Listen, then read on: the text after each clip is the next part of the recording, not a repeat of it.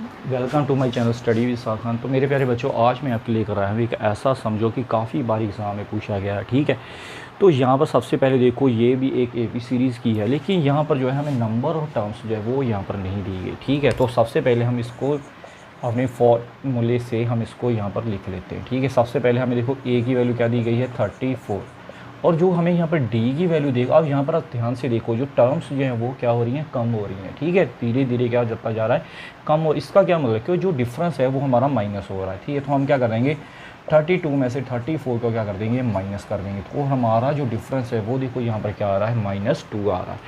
अब यहाँ पर हमें जो है एक लास्ट टर्म जो हमारी दी गई है वो क्या है, 10। अब हम इसको क्या मानेंगे, an मानेंगे, और इसको जो सबसे पहले हम क्या करेंगे, n को फाइंड करेंगे। ठीक है, तो चलिए पहले हम क्या कर लेते हैं, यहाँ पर n को फाइंड कर लेते हैं। तो हम यहाँ पर क्या करते हैं, an का जो यहाँ पर फॉर्मूला जो यहाँ पर लगा देते हैं। अब an की वैल्यू देखो कितनी है, हमारे पास 10 है। ठीक है, a की वैल्यू कितनी है 34, n की वैल्यू क्या है जो हम फाइंड करेंगे। ठीक है, d की वैल्यू देखो कितनी है, हमारे पास -2 है। ठीक है, अब क्या कर देंगे हम, 10 में से 34 को क्या कर देंगे, माइनस कर देंगे, और इसको ऐसे ही जो है हम यहाँ पर लिखा रहने देंगे। ठीक है, अब कोई हम मल्टीप्लाई करेंगे, कई बार क्या करते हैं बच्चे मल्टीप्लाई करते हैं, उससे एग्ज़ाम जो सम जो है वो टफ हो जाएगा। अब यहाँ पर देखो 34 में से 10 को क्या कर देंगे, माइनस, तो क्या आ जाएगा, 24 आ जाएगा। ठीक है, n-1 इसी तरह से लिखे रहने देंगे।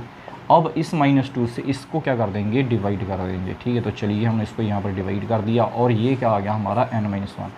चलिए ये माइनस माइनस आपस में कैंसिल हो गए, 2 1 का 2, 2 12 का 24। तो हमारा जो n-1 है वो यहाँ पर देखो कितना आ जाएगा, 12। ठीक है, तो मैं क्या कर दूंगा, इस -1 को इधर ले जाकर क्या कर दूंगा, प्लस कर दूंगा, और n की वैल्यू क्या आ जाएगी, हमारी 13 आ जाएगी। ठीक है, तो इस तरह से देखो हमने n की वैल्यू भी जो है यहाँ पर फाइंड कर ली। कितनी आ गई हमारी, n की वैल्यू 13 आ गई।